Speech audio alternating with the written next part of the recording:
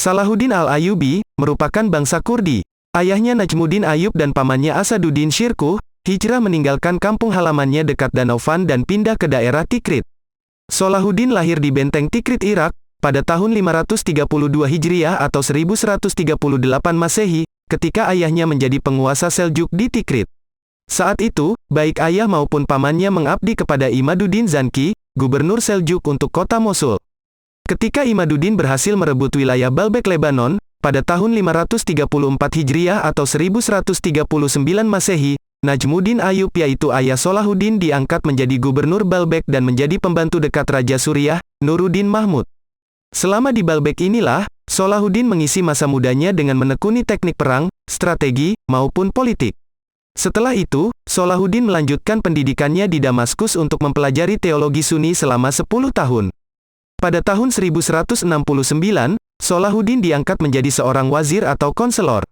Puncak kekuasaannya, ketika ia memerintah Mesir, Suriah, Mesopotamia, Hijaz, dan Yaman.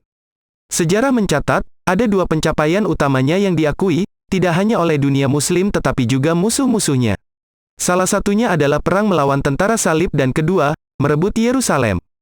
Sejak awal, Salahuddin al-Ayyubi memiliki ambisi menggantikan Islam Syiah atau dinasti Fatimiyah di Mesir, dengan Sunni dan memerangi orang-orang Franka dalam perang salib. Karena posisi dinasti Fatimiyah semakin lemah, Salahuddin pun mampu menggantikannya dengan dinasti Ayyubiyah yang didirikannya pada 1171. Setelah resmi mendirikan dinasti Ayyubiyah, Salahuddin kemudian mengembalikan ajaran Sunni ke Mesir. Ambisi Salahuddin untuk menggeser aliran Syiah dengan Islam Sunni pun tercapai. Segera setelah berkuasa, ia juga melakukan ekspansi wilayah dengan menguasai Yaman pada tahun 1174 Masehi dan Suriah pada tahun 1180-an Masehi. Salahuddin yang berhasil menyatukan berbagai wilayah Islam, membuatnya dikenal sebagai khalifah yang memiliki kerajaan terbesar saat itu. Bahkan dunia tidak pernah menyaksikan penakluk yang lebih sopan dan manusiawi seperti Salahuddin. Taktik pertempuran dan keberaniannya yang tak tertandingi sebagai seorang prajurit, dan kekuatan karakternya membuat ia dihormati bahkan oleh musuh-musuhnya sekalipun. Karena itu Salahuddin dikenal membebaskan kota suci Yerusalem dari tentara salib. Alih-alih menjadi sosok yang dibenci di Eropa, namun ia menjadi contoh terkenal dari prinsip-prinsip kesopanan. Untuk itu perang salib mewakili perang paling dahsyat, dan terpanjang dalam sejarah umat manusia. Dengan kekuatannya itu, Salahuddin menggunakannya untuk kampanye menaklukkan Yerusalem. Pada masa pemerintahannya, ia juga berhasil merebut Yerusalem dari kerajaan Yerusalem. Peristiwa ini terjadi setelah Raja Gai dari Lusignan mendukung Rainald dari Chatillon untuk menyerang peziarah dan pedagang Muslim.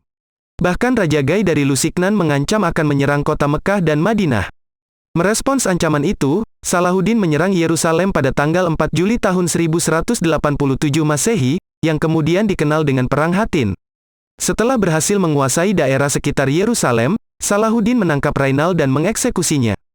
Setelah Salahuddin al-Ayyubi berhasil menguasai Yerusalem pada tanggal 2 Oktober tahun 1187 Masehi, Salahuddin kemudian dihadapkan dengan pasukan salib yang dipimpin oleh Raja Richard dari Inggris, yang berakhir dengan perjanjian damai.